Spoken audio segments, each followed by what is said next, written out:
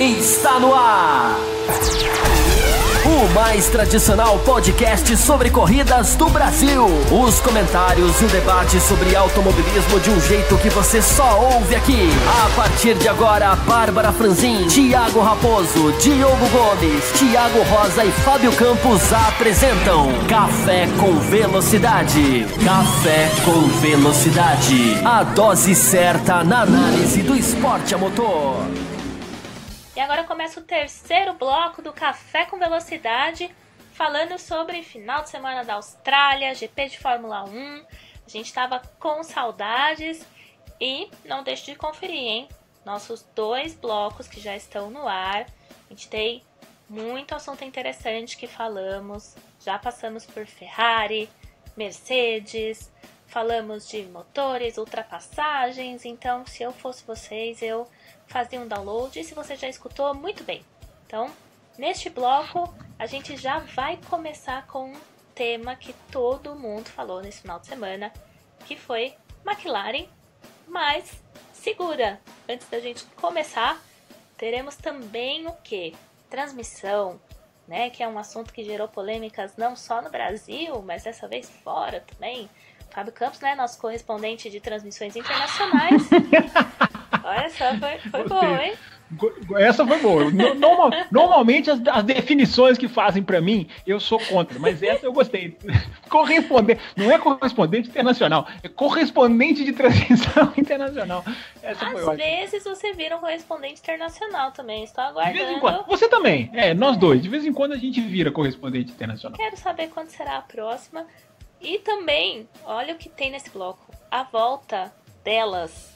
As estatísticas de Leandro JF. Ah, sempre divertidas, que bom saber. E se eu puder dar um teaser, tem uma observação que ele fala. Tem uma estatística que deu trabalho e eu pesquisei sim. Pra ninguém já reclamar. Então, qual será essa estatística? Será a última. Aposto que será a última, que é aquela que ele sempre crava no final.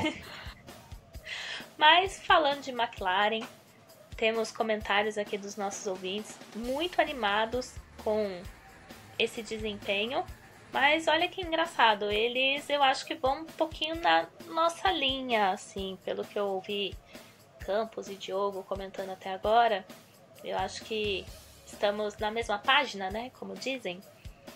O Nelson Pereira, apesar da sorte que teve do fato de ser difícil a ultrapassagem nessa pista, Alonso mostrou que a McLaren evoluiu. Creio que os novos ajustes para as próximas corridas, eles podem brigar por pódios em algumas etapas ou pelo menos ser a quarta força.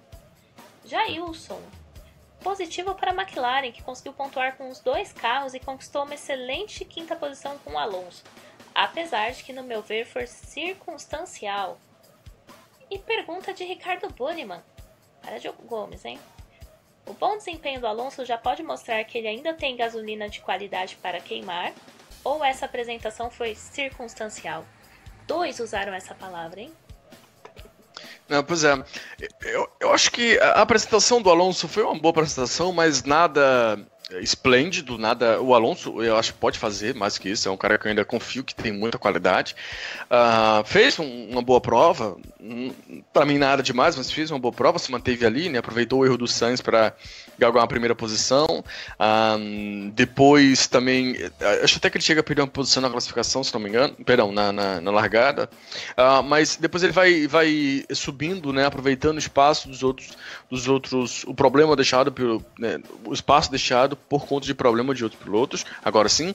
E depois também a questão do Virtual Safety Car, que ajudou ele bastante, né, que é inclusive que coloca ele na frente, principalmente da Red Bull, do Max Verstappen, que ele consegue segurar no final para conseguir essa 5ª colocação.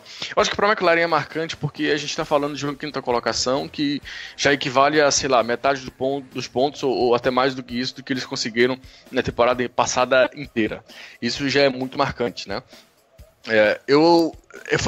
Foi uma situação bem circunstancial. Eu não acho que a McLaren, eu realmente não acredito que a McLaren tem condição de estar brigando ali por 5ª colocação.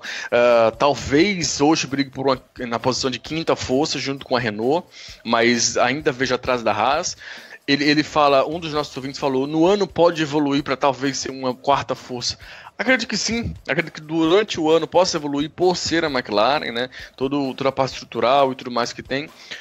a técnica possa evoluir. Agora, assim, brigar por pódios é complicado, porque a gente está falando de 3 equipes muito, muito à frente das outras. E essas 3 equipes muito à frente das outras, obviamente, cada um com 2 carros, já são 6 carros aí. Então é meio que uma briga para ver quem consegue ser o 7º, se ninguém na frente tiver problema. É uma evolução, isso é muito bom, isso tem que ser pontuado. O Alonso fez uma boa corrida, assim como o Van Dorn também fez uma corrida limpa, né? A questão é que o Van Dorn não conseguiu se aproveitar do Virtual Safety Car, que depois virou um safety car de fato, como o Alonso conseguiu. Então o resultado foi até um pouco minimizado ali, depois ele até foi ultrapassado pelo Valtteri Bottas, que eu enfim, nem coloco como uma questão, realmente não coloco como uma questão ali, um problema maior, porque né, o Bottas está num carro muito superior. Eu acho que a McLaren como um todo evoluiu, isso é positivo. O Alonso fez uma boa corrida, isso é positivo, mas a gente não se pode deixar levar por essa 5ª colocação. Eu acho que ela não condiz com o que a equipe tem hoje em termos de performance, em termos de velocidade. Acho que pode evoluir, mas não é o momento exatamente para isso. E Fábio Campos fala sobre McLaren, Alonso, é tudo isso? Não é? A gente tem que dar uma segurada na expectativa, não tem? É difícil falar depois de um comentário que a pessoa fala tudo o que a gente ia falar, né? É difícil a gente conseguir fugir, mas o que eu acho que a gente tem que pensar é o seguinte, né? A pré-temporada, né? Às vezes a gente esquece a pré-temporada, numa corrida a gente esquece a pré-temporada, né? Então eu acho que a McLaren o positivo da McLaren foi o modo como ela saiu. Ela fez o que fez na Austrália, tendo saído como saiu da pré-temporada, né?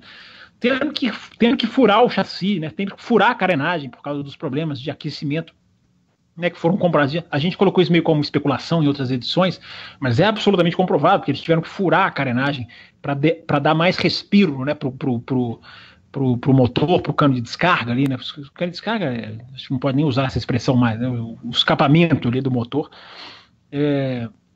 Então isso é um improviso, né? Isso é uma coisa que acaba não faz parte do projeto original, ou seja, não é positiva. Então, o modo como eles saíram da pré-temporada, sem conseguir andar muito, foram os que menos andaram, a gente lembrou isso aqui, né? Então, ter conseguido terminar a corrida com os 2 carros é uma coisa positiva. Eu acho que a questão da confiabilidade, talvez, então, tendo colocado já tudo isso que o Diogo colocou, talvez seja o positivo da McLaren, né? Andou bem, não quebrou, outros quebraram, a Honda quebrou, né? Impressionante, mas essa primeira corrida inverte a pré-temporada, né? Em que se questionava, a gente fez um bloco aqui praticamente, né? Questionando como o modo de operação de uma equipe pode influenciar na questão dos motores. Nada disso foi apagado, né? Também não vamos achar que a Austrália é a verdade absoluta. Mas é impressionante como cruza completamente, né? Uma Honda quebrando, que mostra o mesmo problema, né, ainda de outros tempos, e a McLaren realmente pegou o Renault e conseguiu fazer alguma coisa. Então, nesse aspecto, mas o Diogo está coberto de razão, né? Terminaram muito à frente do potencial que mostraram. Não os vejo à frente da Renault neste momento. Podem evoluir, mas eu acho que hoje se me perguntar qual é mais carro, Renault ou McLaren, eu ainda acho que é a Renault. Pode ser por pouquinho, talvez seja uma briga talvez a mais gostosa de se acompanhar, né? Renault com McLaren talvez estejam num nível, não sei, o Grande Prêmio da Austrália me deixou um pouco essa impressão, talvez o nível seja tão próximo, com a Renault um pouquinho à frente, que seja uma briga que vá dar muita coisa para se falar nesse ano. Então, o que mais que eu vou falar da McLaren? Acabou. É só que eu acho a pintura de 2017 mais bonita que a pintura de 2018. É legal o laranja completo, maravilha, histórico. A gente sonhou com isso, né? Quem assiste a Fórmula 1 desde de muito tempo viu aquela em 2006, se eu não me engano, Della Rosa testar com a McLaren toda laranja. Andaram nos testes com todo laranja. Eu me lembro que a gente falava, né? Fazia o programa aqui de corrida em Belo Horizonte. A gente falou: meu Deus, não é possível que não vão vir com essa pintura. É o que eu falei da Red Bull esse ano, né? Não é possível que não vão vir com essa pintura dos testes.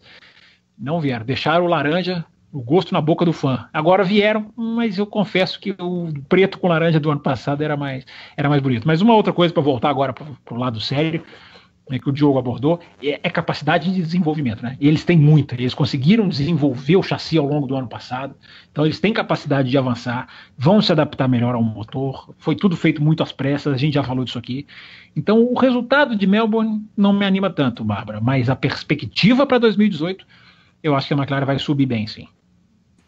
Eu concordo com vocês e Eu acho que isso explica, né, o que a gente comentou nos outros blocos sobre o Alonso ter sido escolhido o piloto do dia, tá todo esse lado emocional, né, o fã mesmo comentando, ele falando no rádio, a gente esperou tanto tempo, mas agora a gente tá de volta pra disputa.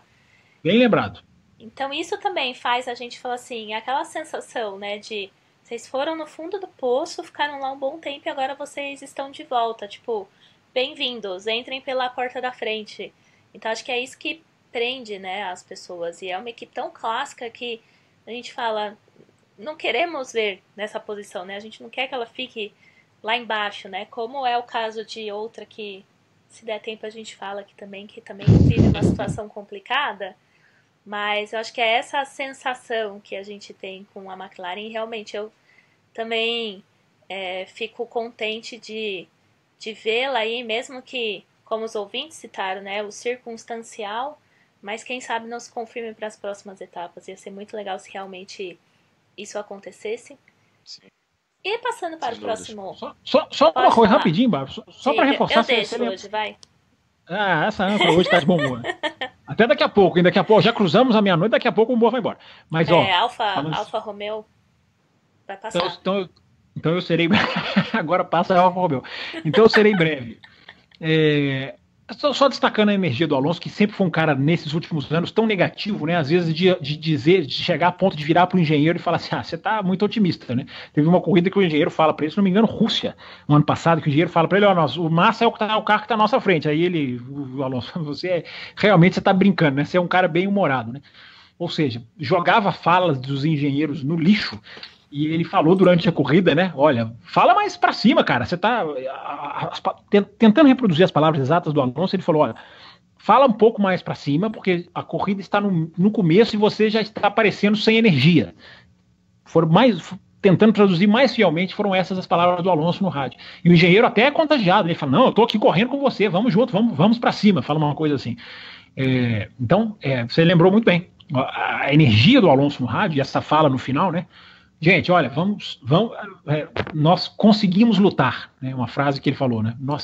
Nós podemos lutar. Então, vindo de um cara que se arrastou no final do pelotão por 2 anos, não vamos chamar de 3 porque é exagero, né? Os 2 primeiros anos, sim, foram muito mais sofridos do que o terceiro, mas que ficou tão lá atrás, que admitiu, né, em entrevistas, né, que pensou, depois da Indy 500, né, Bárbara, não sei se você viu essa entrevista, ele disse, olha, depois da Indy eu voltei, sentei as 4 primeiras corridas, eu realmente pensei se valia a pena ficar, né? Porque ele já estava contagiado naquele clima da Indy. Então, um cara que duvidou, eu acredito que essa declaração seja verdadeira, porque não é possível que o cara não duvide se arrastando tão lá no fundo do pelotão como ele se arrastava em outros anos. É legal. Ele passou energia para a equipe. E o mecânico escuta esse tipo de coisa, né? O cara que está lá na fábrica escuta esse tipo de coisa. Então, para quem gritava GP2, motor de GP2, né? Foi feita a vontade dele, trocou, então ele podia estar mal-humorado, né? Não, quero mais, mas ele tá jogando o time para cima. Isso foi bem lembrado por você, Bárbara. O ponto-chave é que começou a volta. Eu acho que esse é o ponto principal. Uma boa definição. Começou, eles desceram, caíram, chegaram no ponto que eles não caem mais, sabe? E não é nem que não pararam de cair. Talvez no ano passado eles pararam de cair. Esse ano eles começam a dar o primeiro passo de subir um degrau. Vai ter que subir uma porrada de degrau para chegar lá na frente. É a McLaren voltando, né, Diogo? É a McLaren voltando. Né? Eu ainda não consigo dizer assim, McLaren, que bom que você voltou. Você não tem noção da falta que eu senti. Ainda não dá. Mas eu faço pra você que eu tô guardando a voz pra quando eu vi aquele resultado eu falar, McLaren, que bom que você voltou, você não tem noção da falta que eu senti. E que as pessoas deveriam estar sentindo também e não estão. Nem sei se terá volta, viu, Diogo? Agora serei eu o pessimista, porque não há nenhuma garantia de que a McLaren em 2018, 2019 vá dar o salto que hoje é muito grande, você até esbarrou nisso, entre o pelotão da frente e o pelotão do meio. O salto de qualidade, ele não é fácil. É preciso ser... 2018 seria um milagre. Ele conseguir se misturar. O Alonso deu uma declaração, né? Nosso objetivo é a Red Bull. Se conseguir arranhar a Red Bull... Estou falando em performance. Se não ouvinte, mas chegou na frente da Red Bull. Estou falando em performance constante, corridas, né, das suas pistas que vêm por aí. Nossa, será para mim? Aí eu posso rever e falar 2019 otimista, mas... o ouvinte não se engane também de achar que pronto, a McLaren está reestruturando, vai voltar. Tomara que volte, mas não há garantia, porque esse último passo, não sei nem se é o último, mas o último passo para chegar no pelotão da frente, ele é o mais difícil, porque a diferença ainda é muito grande, infelizmente. Tomaram acho que 1,8 da Mercedes em vários momentos. Isso você não tira isso aqui ou ali. Isso é difícil. Então, eu concordo com o Diogo. Talvez seja o momento a McLaren voltando. Agora, a McLaren voltou, há chão, há muito chão ainda. É o calma, galera, né? Vamos esperar mais um pouquinho. Bom, agora vamos então para aquele tema que eu vou fazer um mix de assuntos aqui, porque a gente pode falar de halo, que tem a ver também com transmissão, porque aquela câmera on-board, né, que todo mundo ficou reclamando bastante, que tem a ver com transmissão, porque aqui na transmissão também se reclamou muito sobre isso, e eu queria compartilhar com vocês, para mim, a melhor câmera desse final de semana foi a que colocaram no champanhe do Vettel. Verdade. Tinha uma câmera ali. Foi sensacional. Falei, gente, é já a melhor tinham feito câmera. Isso, né? Deu pra ver melhor do que a câmera do onboard, né, Bárbara? Mas vou passar aqui rapidinho pelos comentários sobre o halo. Rapidinho, eu vi uma piada sensacional aí que circulou nas redes sociais, né? Uma piada não, acho que é meme. Eu acho que se caracteriza como meme, sei lá. É isso. Que é aquela verificação que muitos sites fazem, né? De você ter que clicar no quadradinho em que corresponde a imagem, tem lá uma árvore, você tem que clicar no quadradinho para verificar se você é um robô ou não. Fizeram uma montagem exatamente falando assim, clique no quadradinho onde a pista é visível. E não tem nenhum pedaço da imagem, a pista é visível. Foi uma da câmera on-board do carro, foi uma bem humorada e bem feita essa brincadeira. Eu vi essa no Twitter do Rubens, do Boletim do Paddock. Foi genial. Tá dado o crédito, então. Eu gostei. Eu geralmente não lembro, mas é que essa foi tão assim, eu falei, meu Deus, que eu até lembrei de onde veio. Quem compartilhou, deu retweet, enfim. Mas sobre, então, halo. Josué Fraga. Outra coisa muito mal implementada foi o danado do halo. Repararam que na corrida mal se mostraram as câmeras on-board frontais? No lançamento...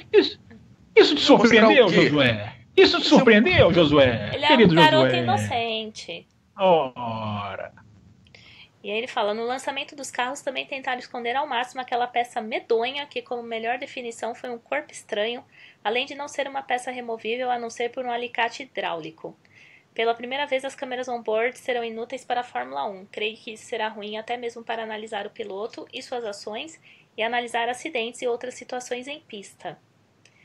E o Kinopak diz, minha opinião sobre esses dispositivos mudou da pré-temporada até a abertura em Melbourne. Em um primeiro momento não tive nenhuma restrição, mas na Austrália achei horrível, principalmente nas on-board. O que vocês acharam? Fábio Campos já deu a dica dele, né? O que ele achou? A gente até discutiu isso aqui, né, Bárbara? Semana passada das câmeras on-board, né? Eu acho que só colocaram para esculachar, para escancarar. Esculachar talvez não seja a palavra correta, escancarar.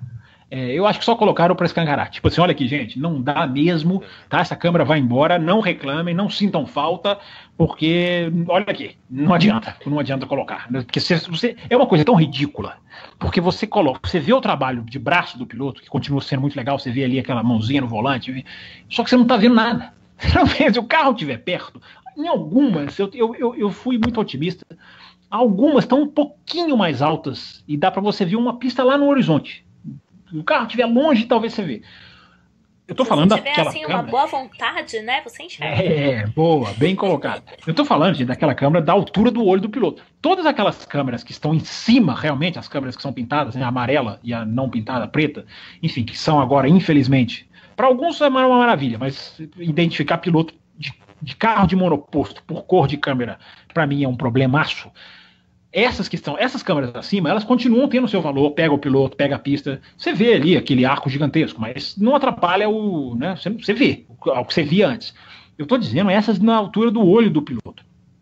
Teve até um ouvinte, Bárbara, que citou isso no Twitter, lá no meu Twitter, citando o programa nosso, falou assim, foi falado lá no café, né, essa câmera realmente é complicada. Então até vale essa menção, e eu até respondi ele justamente isso, para mim colocaram a câmera para esculachar mesmo, Eu não escrevi esculachar e nem acho que é esculachar. Falei a palavra errada de novo. Escancarar. É uma grande... Esculachar é fazer piada, é diminuir, é atacar. Não é isso que fizeram. O objetivo ali era escancarar. De mostrar, olha aqui, gente, essa câmera... digam adeus. Porque para que nós vamos continuar colocando essa câmera aqui? E existe uma coisa, gente. O regulamento técnico da Fórmula 1 veta câmera on-board em várias partes do carro. Então não é exatamente assim, vamos colocar onde a gente quiser. Já falaram do Halo, existe até uma possibilidade. Dizem até que há uma estrutura interna, externamente você não vê, mas que interna do Halo, Halo, né, que você pode posicionar uma câmera, mas isso precisa de uma aprovação, enfim, mas que existe ali uma estrutura mais ou menos desenhada para isso. Só que eles não podem colocar câmera em certas partes do carro.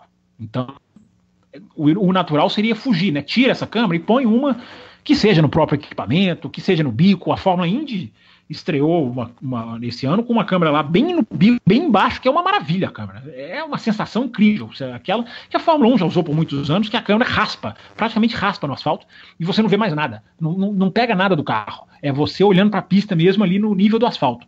A câmera dá uma sensação de velocidade que é uma coisa muito bacana. Mas não é tão simples assim na Fórmula 1, só para o ouvinte saber que existe uma série de locais que o regulamento... Claro, isso também pode ser revisto e reestudado, mas hoje o regulamento proíbe certos posicionamentos. Em certos locais do carro não pode ter câmera. Diogo? Pula o Halo. Olha, sobre o Halo eu já falei bastante, né? A minha opinião permanece.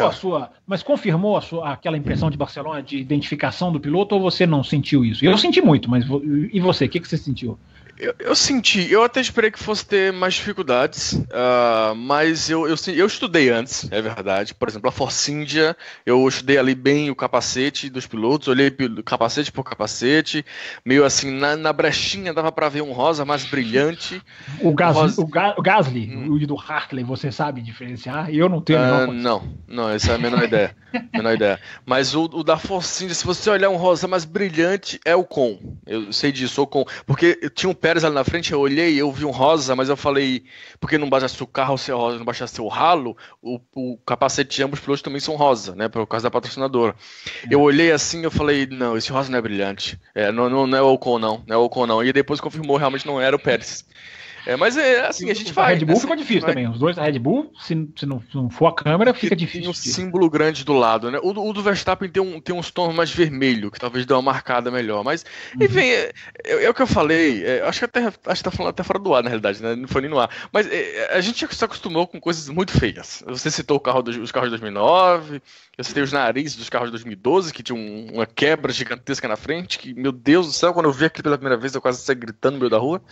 Mas é feio, mas uma hora a gente vai acostumar. Não é o de 2014 em que o bico todo do carro tinha que ir pra baixo, não. Você fala o degrau de 2012. Essa é outra coisa horrorosa.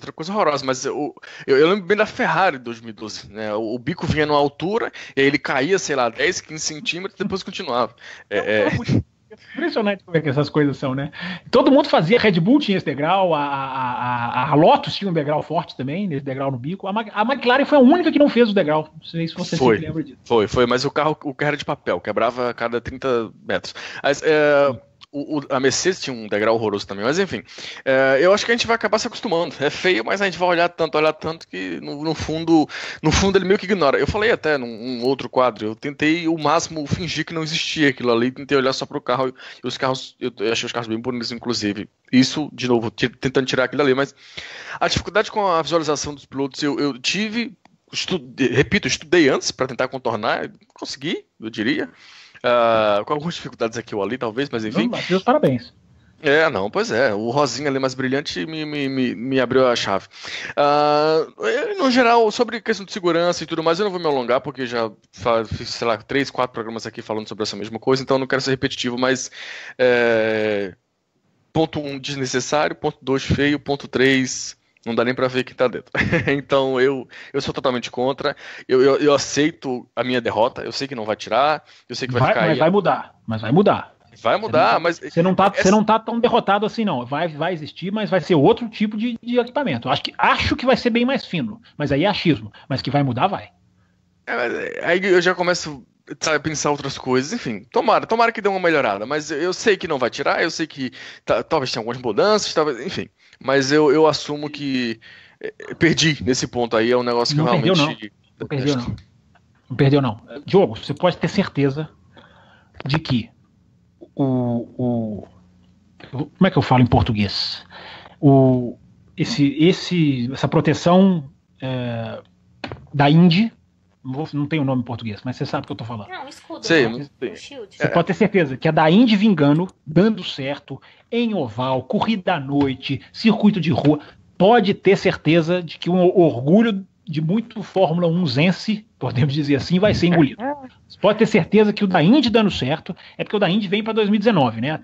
Até a Indy tem uma certa cautela, que morre muito mais gente, mas até a Indy tem cautela que o departamento jurídico da Fórmula 1 não permitiu ter. Mas o da Indy dando certo, você pode ter certeza, não que será reproduzido idêntico, mas que vai influenciar.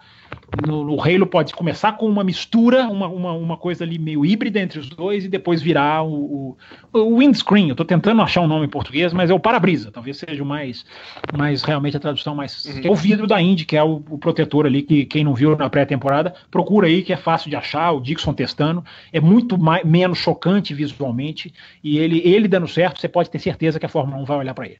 Não duvido. E assim, visualmente ele não vai tirar essa característica do piloto, né, do capacete, e ele meio que se adequa. É igual moto, eu sou apaixonado por corrida de moto, mas porque não acompanha tanto, a parte da frente, da carenagem da frente, né, você tem a curvatura e esse vidro de proteção, vamos colocar assim, ele estica. No caso dos pilotos, no caso das motos, melhor dizendo, é para fazer a bolha, né, para o piloto se esconder ali atrás para diminuir o atrito. Exato. Não é para diminuir, não é para evitar que bata algo no rosto dele, mas para criar a bolha ali para ele se esconder embaixo. Mas é mais ou menos assim, né? Meio que o formato do widescreen, né, da proteção, junta com a carenagem, forma uma coisa única, né? Não é um ponto ali que você tem uma formação e parece que pegaram uma peça criada por outra pessoa e encaixaram em cima. É isso. Falamos do Halo, Barbie, e falamos coisas novas que não tínhamos dito aqui ainda, essas coisas. Mas vamos então para aquele assunto que está todo mundo esperando, que é transmissão, mudanças de gráficos. Então vamos falar um pouquinho dos gráficos, né, músicas. Gente? Mudou tudo, exatamente. Música, eu fiquei até tipo, oi, onde eu tô? O que tá acontecendo? Eu vou falar pra vocês que na madrugada eu tava meio mais pra lá do que pra cá. E aí, quando apareceu... Mais pra lá do que pra cá, você diz de sono ou mais pra lá do que pra cá da balada que chegou animada? Não, sono mesmo. Eu precisava ter dormido antes de ver a corrida. Porque teve encontro, viu, ouvinte? Você que não sabe, você que tá aí em Manaus, você que escuta o programa no Nordeste, você que escuta aí no Sul... Teve ouvinte viajando para São Paulo, ouvinte de respeito, nossa queridíssima Fabrícia, e teve farra até alta madrugada com os componentes do carro. Alguns que não estão aqui hoje, que podem sair para farrear, mas na hora do ofício mesmo, não estão aqui. Mas Eles teve encontro do café, viu, gente? Teve encontro aí de cantoria, enfim, teve animação, tá, ouvinte? Só para você saber, porque o compromisso aqui é com a verdade, mais nada. Amplamente divulgado e com horário de encerramento para todo mundo chegar e ver Fórmula 1, entendeu? Que é o outro compromisso com a verdade. Entendi. Mas não, era sono, porque eu tenho que dormir antes das corridas da madrugada.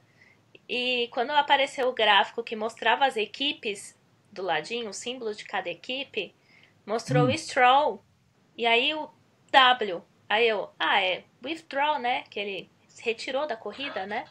Olha o nível da pessoa. Eu falei, gente, eu não tô bem. Aí depois eu, é o Williams, né? Bem feito. Bem feito.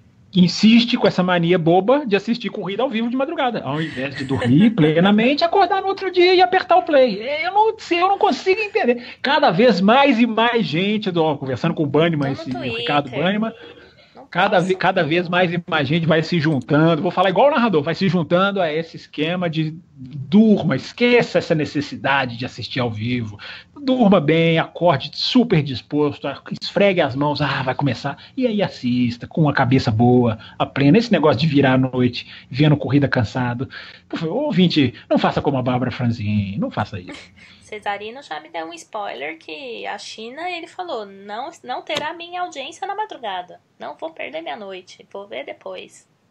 Mas ele tava bravo, na verdade. Né? Mas o Kinopak que pergunta o que a gente achou dos gráficos novos e da apresentação de abertura da Fórmula 1. Eu confesso, eu tenho uma certa resistência a mudanças, então achei um pouco esquisito.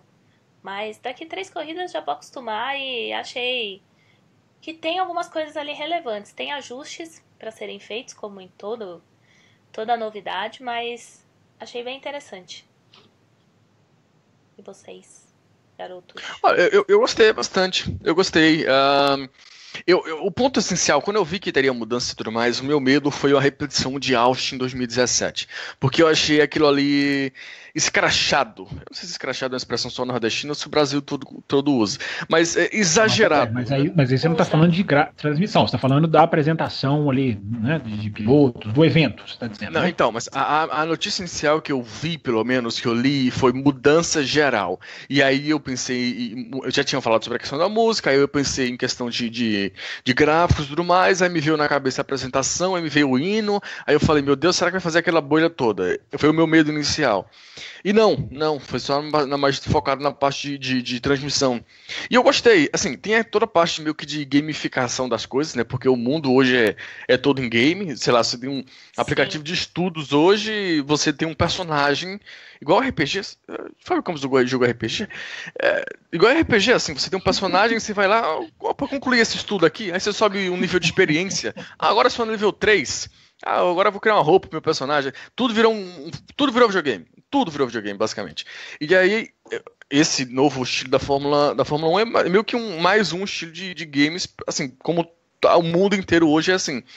Então, eu não acho que seja... A gente acaba de ganhar um e-mail para a semana que vem que eu tenho absoluta certeza que Eilor Marigo não deixará de escrever depois desse comentário. Um e-mail garantido para a semana que vem, a gente já... Sem dúvidas. Então, assim, tem gamificação da coisa toda, mas assim, por mais que não seja exatamente o meu modelo preferido, mas não tem que fazer um meu modelo, tem que fazer um modelo geral, sabe? O modelo que é conhecido hoje, que faz mais sucesso hoje, e esse estilo mais novo, né, mais tecnológico, você tem uma trilha lindíssima, eu pelo menos achei lindíssima, por sinal, no fundo, enfim, tem toda uma questão ali. O resumo da história toda, eu gostei, eu não achei exagerado, que era o meu medo, não achei exagerado, achei útil. O meu único ponto de discordância, o único ponto negativo, que no início eu até achei que seria positivo, mas depois eu me perdi durante a corrida, é a questão de mostrar o símbolo de cada equipe no lado do nome do piloto. Inicialmente no treino livre... mais, né, Diogo? Não Exato. Pneu mais, né? Inicialmente no treino livre eu falei, opa, legal, eu gostei. Pra mim, não interessa, mas não tem que interessar a mim, talvez tenha que interessar um fã novo e tudo mais, pra ele conhecer, pode ajudar, eu sou a favor disso. O problema aí, porque colocou-se isso, maravilha, mas se tirou a questão dos pneus, e até que eu senti mais falta, tirou a questão dos tempos. Aparecia os tempos ali, é verdade, eu sei que aparecia, mas durante vários momentos, durante a corrida, eu olhei para lá para procurar o tempo, e como está a diferença agora do Verstappen pro Alonso? Será que diminuiu? A diferença chegou a ser 2 décimos, inclusive, em determinado momento. Será que diminuiu? Será que aumentou? E tava lá o símbolozinho da Red Bull e o símbolozinho da McLaren. Falei, ok, você foi pro legal. lifetime? Não, eu não achei ao vivo, porque eu não sou sofredor. Aí eu olhei e falei, bom, ok, legal, e fiquei esperando, legal, eu tô esperando, pode sair. Aí demorou. Quando eu já tinha esquecido, apareceu de volta. Então, assim, é algo totalmente novo. Até teve uma questão aí de, em vez de aparecer, sei lá, Hamilton, Vettel, apareceu last name, né? Eu acho que, sei lá, esqueceram de colocar os nomes. Virou piada. Isso aí. Virou piada. Mas isso é legal, assim, isso tem que virar mesmo. Esse tipo de errinho bobo, virar piada, não faz mal, né? Não. Mas o que eu puxei esse exemplo é para mostrar que tem erros. Tem erros, porque foi a primeira vez que usaram, de fato, né? Devem ter feito vários testes antes e tal, mas a primeira vez que usaram ali de fato, né? Não foi o fiasco do ano passado, né, Diogo? Do ano passado definitivamente foi o fiasco, né? Definitivamente não. Exato, bem lembrado. Então, assim, tem errinhos aqui, um consertozinho ali, uma puxadinha aqui que pode ser feito, e tenho certeza que vai ser feito, mas o conjunto da obra eu gostei. Eu acho o seguinte, vamos lá. Fez uma abertura de verdade, né? Não existia. Né? Existia uma vinheta, agora existe uma abertura. Né? Com pilotos ali, colocando macacão, enfim, passa o nome de cada um. É uma bobeirinha, mas é uma abertura.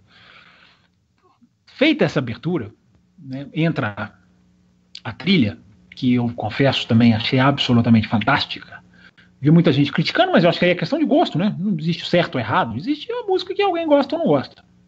Achei até que não ia gostar. Eu pensei, essa música orquestrada, apesar de que é o meu estilo de música preferida, né? Trilhas sonoras, eu adoro esse tipo de música tocada por orquestra, mas eu achei que não fosse combinar tanto, combinou demais.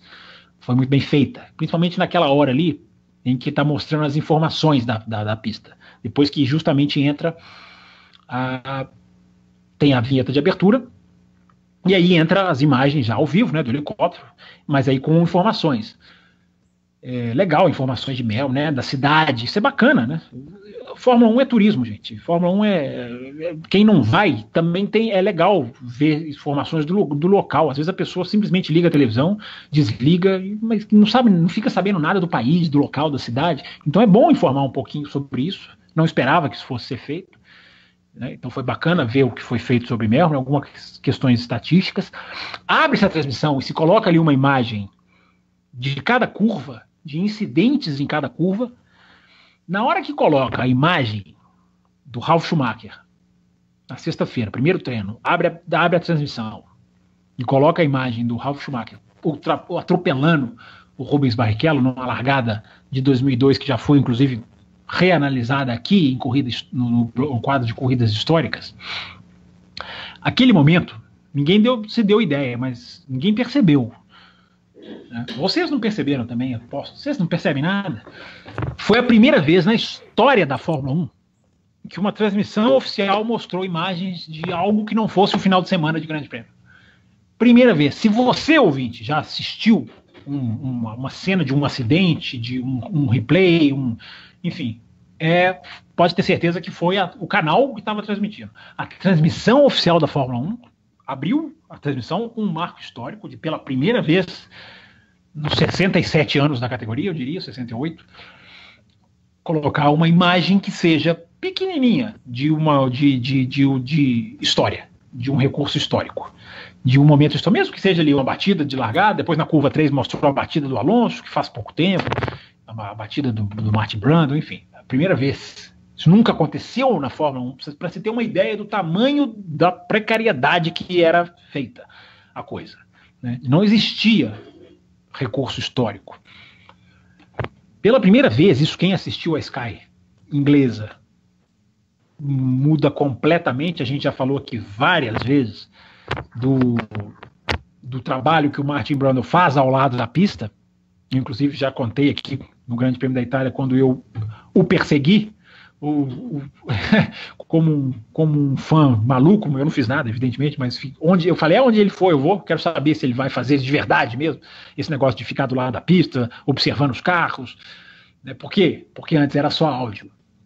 A partir desse final de semana, pela primeira vez também, olha que coisa absurda, foi permitido a ele andar com uma câmera. Então toda vez que ele entra agora ao lado da pista, você vê o que ele está falando. Olha aqui como o carro vai entrar nessa curva. Ele ficou ali na 11, na 12, que eu e o Diogo falamos aqui, curva rápida, falamos em outro bloco. Ele ficou ali e ele mostrava justamente o que ele queria mostrar. Olha como esse carro entra mais estável, olha como esse aqui bate no chão, olha como esse aqui tem, olha esse tamanho da zebra.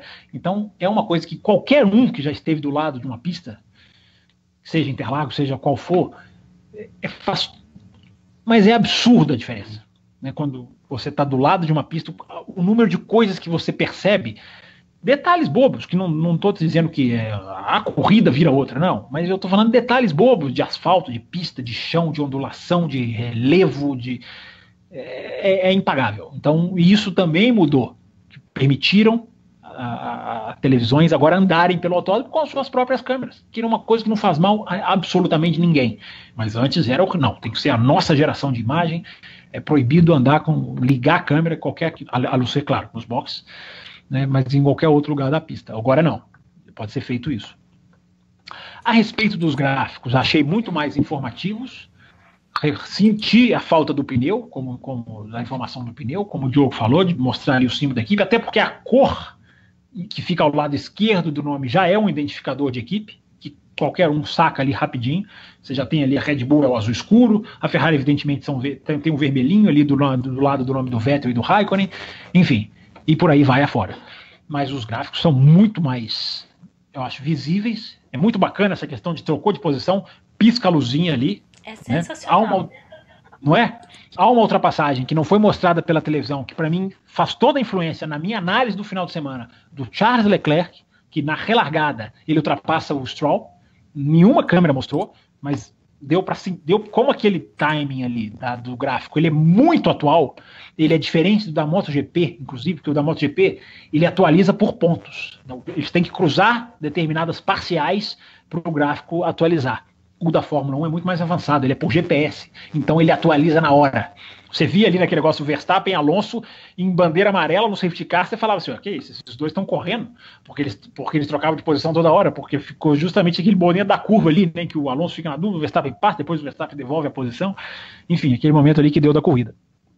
Mas a ultrapassagem do Leclerc em cima do Stroll foi decisiva para o final de semana do Leclerc, que ele termina na frente da Williams e na frente de uma da Toro Rosso, que tudo bem, teve problema na largada, mas, enfim, faz diferença para a análise.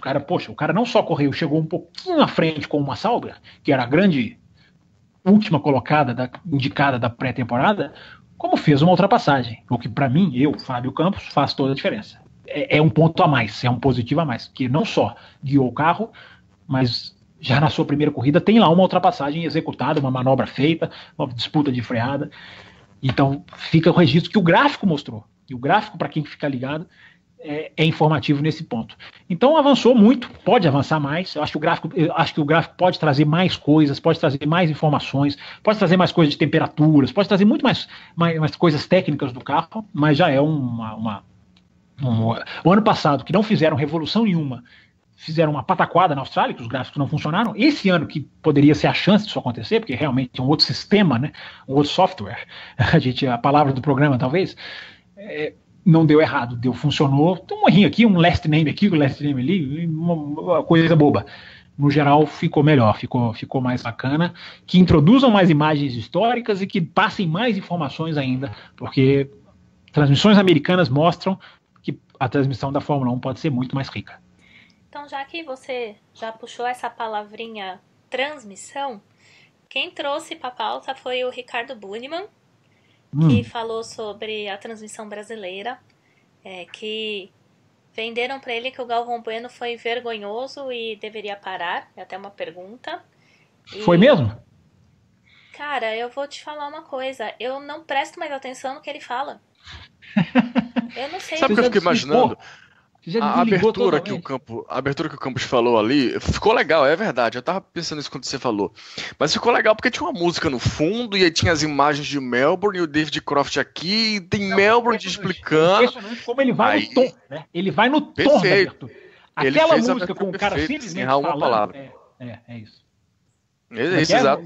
Repete. Ele fez a abertura perfeitinha, ele não errou uma palavra, nada, foi tudo, sabe, no tom, tudo perfeito. Agora você imagina aquilo ali, a música no fundo, tocando, aí aparece Melbourne, aí informação, aí vem aquela voz preguiçosa no meio da madrugada, bem amigos da Rede Globo, aí tome música no fundo, e aí Reginaldo, e tome música no fundo, não tem que anime, filho. Não tem engano. Você está absolutamente certo. Isso é estudado no jornalismo, inclusive. Tom de voz, locução. Né, Bárbara? Fundo musical, uma coisa que a gente discute muito aqui no café. Locução, tom de voz. Isso aí E a diferença da TV inglesa, sabe o que eles fazem, ô Diogo? Eles antecipam esse tipo de coisa. Então eles vão na FIA e eles pedem, eles vêm, eles sabem o que vai acontecer. Então o narrador, ele já se programa para abrir transmissão na cadência da informação que vem. Então ele já abre, na hora que está mostrando a informação de Melbourne, ele está lendo com o tom de voz de interagir com a tela. Melbourne, 7 mil eventos por ano, a cidade que sediou a Olimpíada, Grand Slam, ele vai no ritmo da informação e ele põe o tom de voz que casa com a música. Então isso faz toda a diferença. Eu não sei, se no Brasil abriu a transmissão do jeito que vocês estão falando aí, entendeu? Realmente você perde a noção do... Mas o tema da Fórmula 1, para quem quiser avaliar sem nenhuma influência de narrador, ele é muito fácil, né, Bárbara? No YouTube, não sei se no canal da Fórmula 1, mas você digita lá F1, você escreve a letra, F é o número 1 e Team, né? T-H-E-M-E em inglês. Você acha várias versões, tem versão com imagem, tem a versão oficial, que foi colocada no Twitter, inclusive do compositor, esqueci o nome dele, que fez a música. Orquestra, né? Então tem no Twitter dele, que fez a música, tem com imagens históricas. Então você vê essa música com Jack Stewart, com Niki Lauda, com o Mansell, o momento em que ele empurra o carro dele para cruzar a linha de chegada. É fantástico. Mas o narrador realmente estraga. Mas eu queria ouvir o que o Banniman tem tanto a xingar aí da transmissão brasileira. Não, acho que a gente já tá fazendo o que ele perguntou, na verdade, que era analisar sem o viés de fã da categoria, mas com a visão de quem assiste eventualmente. E é aquela questão, não prende, né? A TV inglesa cometeu 2 pecados para mim. Infelizmente, cometeu 2 atitudes que eu lamento.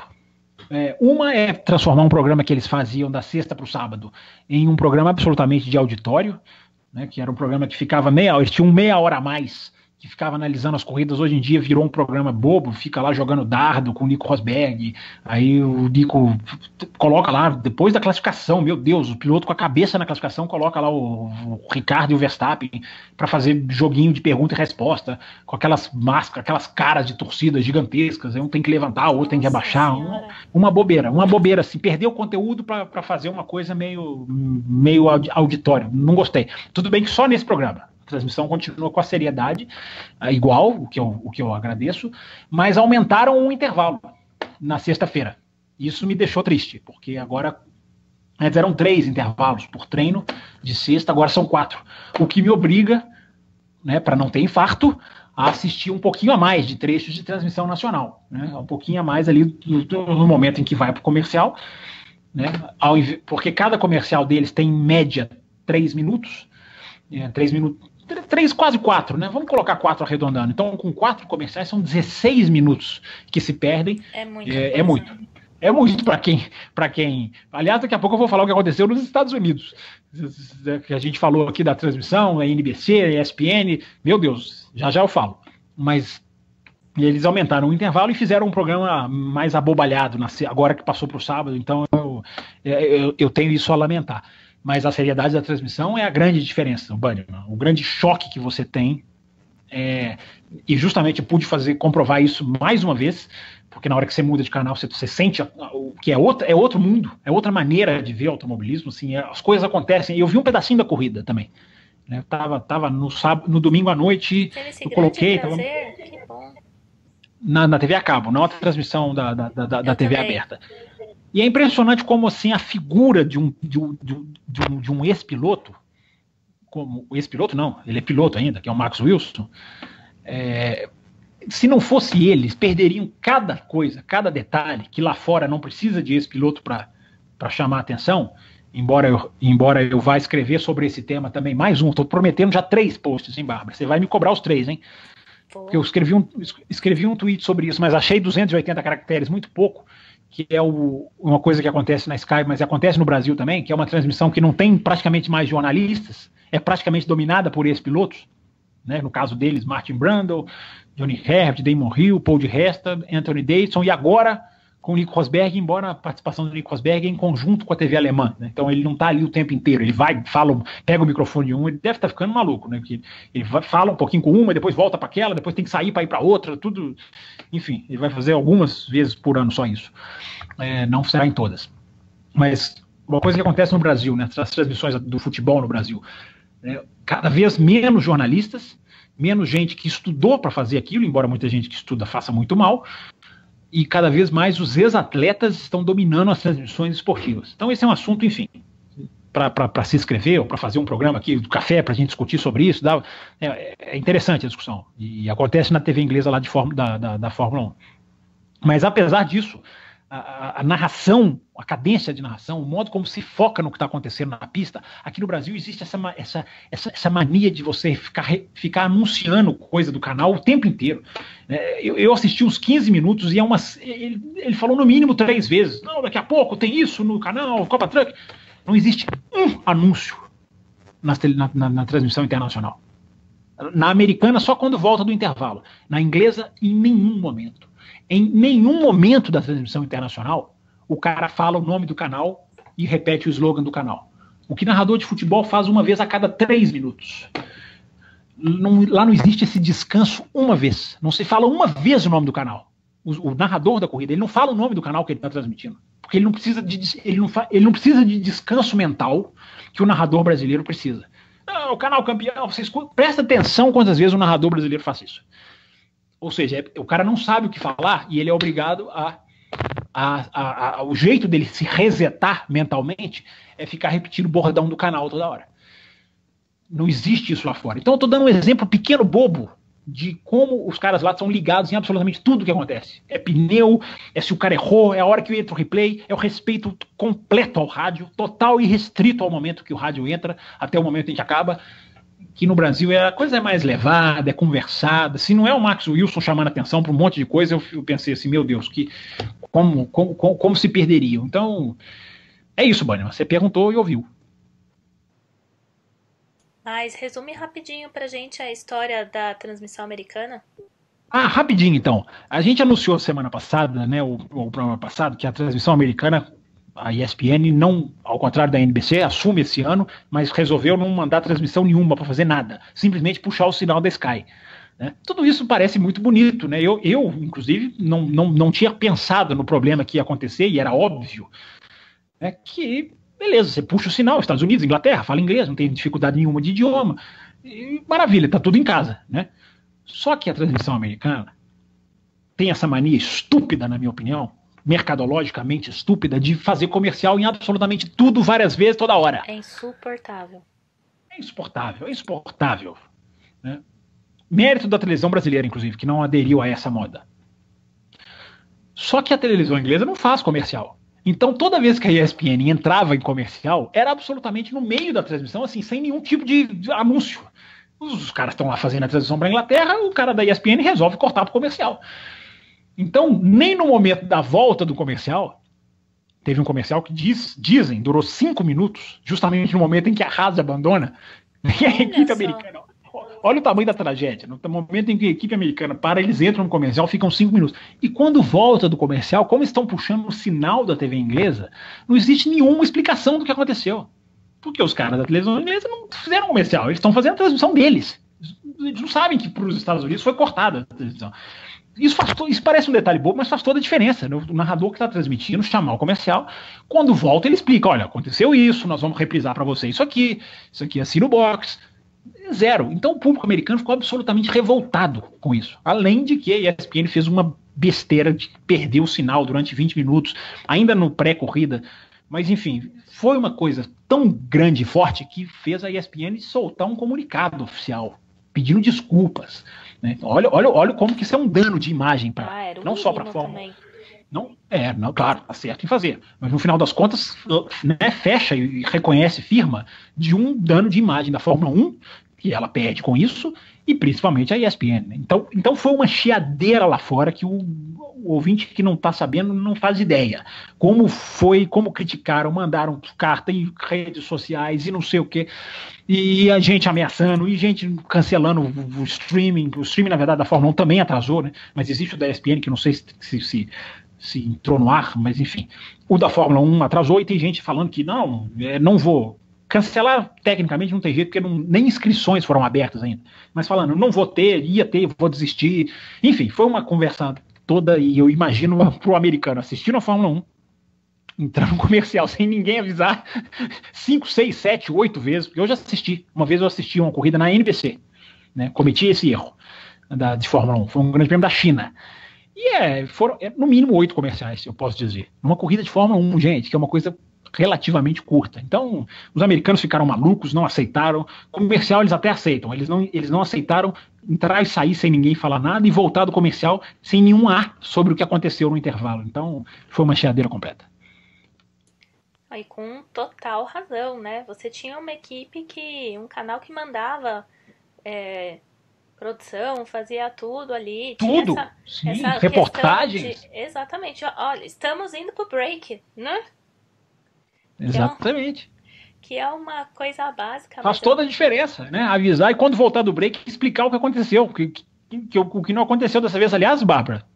A NBC, excluída da Fórmula 1, provavelmente você está sabendo, é claro, mas é um grande salto para a Indy, porque a Indy vai ganhar muito com isso, porque a NBC vai transmitir a Indy agora exclusivamente, vai dar vai dar visão para os treinos da Indy, não só os qualifies, mas os treinos, ou seja, o contrato de exclusividade que a NBC fecha com a Indy nessa semana passada, coincidentemente, ou não, né? É um ganho gigantesco para a Indy. Vai ter mais exposição, vai ter uma rede fixa que vai atrair mais patrocinador. O que a Fórmula 1 perdeu, a Indy vai pegar para ela. E eu tô vendo uma matéria aqui do Jalopnik, que é um site automotivo muito forte, né, americano. Tinha versão aqui no Brasil também, mas fechou. E eles colocaram alguns tweets aqui da galera bem revoltada. Então tem um que fala sobre os comerciais, né? Quem está programando seus comerciais para as corridas? Tiveram 3 minutos em dois segmentos de 2 minutos que perderam os 2 abandonos da Haas. Aí tem aqui um outro, entendam que os americanos são fãs apaixonados pela Fórmula 1. Então tenham o mesmo entusiasmo e respeito que vocês têm pela NBA com a Fórmula 1. Vocês demonstraram que não tem respeito essa manhã, né? Que foi o horário da corrida lá. Na verdade, foi horário nobre em alguns lugares, né? Por exemplo, em Nova York. Onde era esse tweet? Nova York agora 9h18 da manhã. Mas Nova York está com 1 hora a menos do que o horário de Brasília, por exemplo. Então, se foi 2 horas da manhã no Brasil, foi 1 da manhã lá, não é nenhum sacrifício. Mas você indo mais para dentro dos Estados Unidos, foi o quê? Los Angeles, 10, 11 horas da noite, ou seja, horário nobre. Então, o impacto do problema foi muito forte. Esses 20 minutos sem a transmissão na abertura geraram uma chiadeira enorme, porque não sei se a tela ficou aquela tela, aquele arco. Como é que era no Brasil antigamente? Era o arco-íris, né? Ficava aquelas faixinhas assim. Nossa, eu não sei como é que foi. Não sei. Foi longe, né? Não, acho que ficou. Agora eu li isso antes do programa. Ou foi curva 5 ou foi curva 9. Uma câmera parada, só mostrando na curva 5, ou foi a 5 ou foi a 9. Só isso. Porque é o sinal que. Deve ter sido porque antes a geração oficial, antes dela abrir as câmeras dela, ela deixa uma câmera fixa transmitindo para o mundo inteiro. Deve ser exatamente isso que eles estavam pegando, então. Exatamente. Mas aí ficou só essa imagem, sem áudio nem nada. Né? A foto com vocês. Vocês darem uma olhada. Mas então, enfim, o resumo da coisa é que deu problema e, gente, nos Estados Unidos não é um lugar em que isso deveria acontecer. Não é um mercado irrelevante para a Fórmula 1, pelo contrário, e esse tipo de reclamação de consumidor nos Estados Unidos costuma gerar perda de patrocínio, costuma gerar reunião, costuma gerar demissão. Não é o Brasil onde dane-se para o torcedor, para reclamação, lá costuma ter impacto. Então é sério, é forte. Tem só um comentário que eu queria ler aqui que diz: desculpem, vocês perderam um fã da Fórmula 1. Seus comentários ruins e a programação arruinaram a minha experiência como espectadora. Se vocês têm algum senso, vocês vão trazer a equipe de volta o quanto antes. Não vou mais assistir Fórmula 1. Olha o nível, né? Isso no Brasil pode ser interpretado como choradeira. Porque o cara não vai deixar de ver Fórmula 1. O cara que aguenta a Globo há 40 anos, ele, a não ser alguns poucos, que depois que descobriram que do outro lado do Atlântico não voltam mais. Mas a grande maioria, isso aí poderia ser interpretado como choradeira. Agora, nos Estados Unidos, não. Porque nos Estados Unidos tem muito esse negócio do, poxa, deixa eu ver essa Fórmula 1. Como é que será? Será que isso aí é realmente bom? Existe muito nos Estados Unidos, em todos os esportes, não só na Fórmula 1, a questão do cara ver e buscar o cara que assiste de vez em quando e torná-lo o cara fixo. Então esse tipo de mensagem que a Bárbara leu aí lá é mais verdadeiro do que seria aqui, na minha opinião. Então agora, gente, nós vamos para o nosso final de bloco, mas sem antes. Exatamente, encerrar com as estatísticas do professor Leandro JF. E vou fazer esquema Thiago Raposo, hein? Eu falo, tem 2 segundos para fazer um comentário e a gente vai pro próximo. Se não falar, segue, né? Se não falar, eu dou o check e continuo. Bora. Então vamos lá, que tem coisas bem interessantes, como sempre, e tem a da zoeira, tá? Pra você não reclamar, esteja sabendo já que vai ter. 100º pódio de Vettel. Agora ele se junta a Hamilton, Prost e Schumacher como os únicos a passar de 100. Legal era ver o tweet oficial da Fórmula 1 perguntando assim antes do campeonato começar: será que Vettel vai conseguir o seu 100º em 2018? Acho que conseguiu. Lewis Hamilton fez pole em todas as temporadas que disputou. Isso é mais. Essa aí é light, o JF. A mais forte ainda é a que ele ganhou em todas as temporadas que ele disputou. Isso pra mim é mais impressionante, mas essa daí também é válida, claro. A última pole com vantagem larga foi em Monza 2017, onde Hamilton colocou 1.1 no Verstappen e 1.4 no Stroll, que efetivamente largou em segundo. Mas foi embaixo de chuva. É bem observado. Tá mais do que na hora de proibir, tá? É o momento de proibir esses modos de classificação de motores. Pensem nisso. O pódio com Hamilton, Vettel e Raikkonen teve 9 títulos ao todo, e somente em Valência 2012 houve mais. Lembra aí? Porque o Schumacher foi. Schumacher foi. Aquele pódio em 2012 foi Alonso, Schumacher. Quem que foi o terceiro? Schumacher terceiro, quem foi Alonso o quarto, primeiro, né? Quem foi o segundo, aliás, o Schumacher foi o terceiro. Meu Deus, essa. Será que. Acho que ele fez de propósito, hein? Eu acho que foi o Raikkonen também, viu? Eu acho que foi o Raikkonen naquele Grande Prêmio em Valência, em 2012. Eu acho que foi o Raikkonen. Aquela corrida foi vencida pelo Alonso, o Vettel quebrou. Não foi o Weber, não. O Weber vinha ali no meio do pelotão. Hamilton bateu junto com o Maldonado. Eu acho que foi o Raikkonen, mas enfim. Foi sim, eu pesquisei aqui agora. Entregou o ouro. Quinto e nono foram os melhores resultados conjuntos obtidos pela McLaren Honda em seus 3 anos de parceria, enquanto a McLaren Renault conseguiu isso em sua primeira prova. Boa estatística, interessante. Exatamente quinto e nono, né, com a Honda. Exatamente, olha que coisa, no mesmo final de semana, mesma corrida, olha que interessante essa estatística. Já entra para a história a parceria, olha só. Desde Mônaco 2017, a Force India não deixava de pontuar. 14 corridas. Que é um sintoma, hein? Olha o que é um sintoma. Se havia alguma dúvida, eles, coitado, eles não tem como se acusar, né? Teve gente que escreveu para mim no sábado: meu Deus, que decepção essa Force India, que lixo.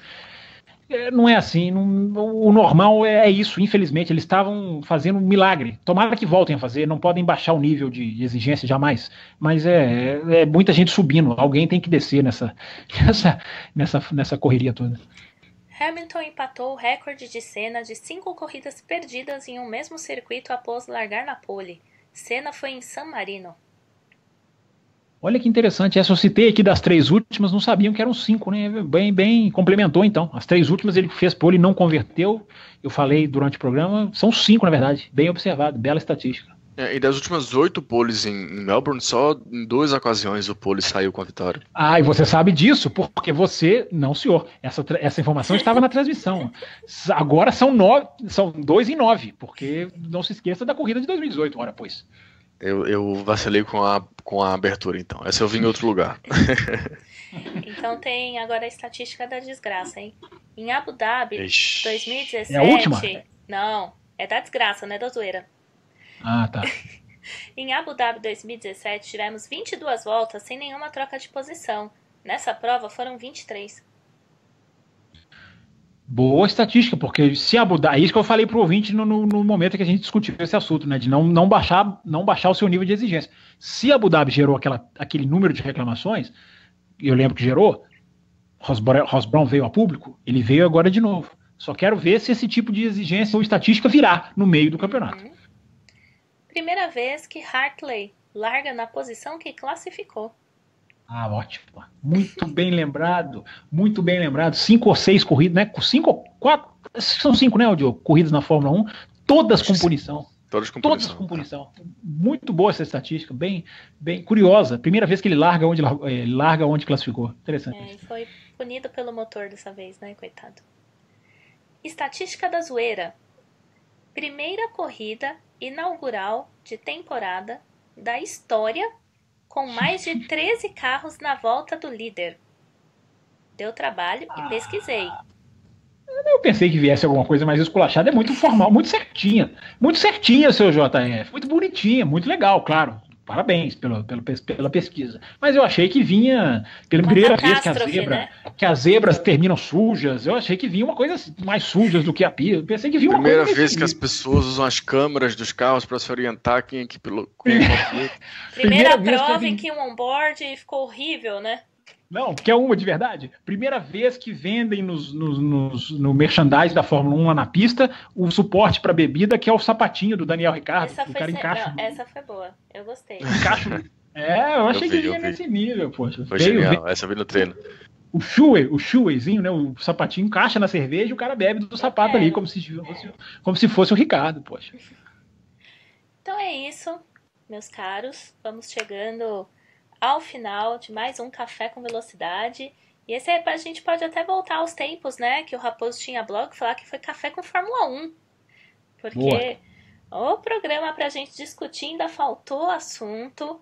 Mas vou lembrar, hein? Semana que vem tem o que na agenda, Fábio Campos? Nada, absolutamente nenhuma corrida de grande relevância do automobilismo mundial. Claro, para ninguém imitar a pedra, das que são aqui do programa.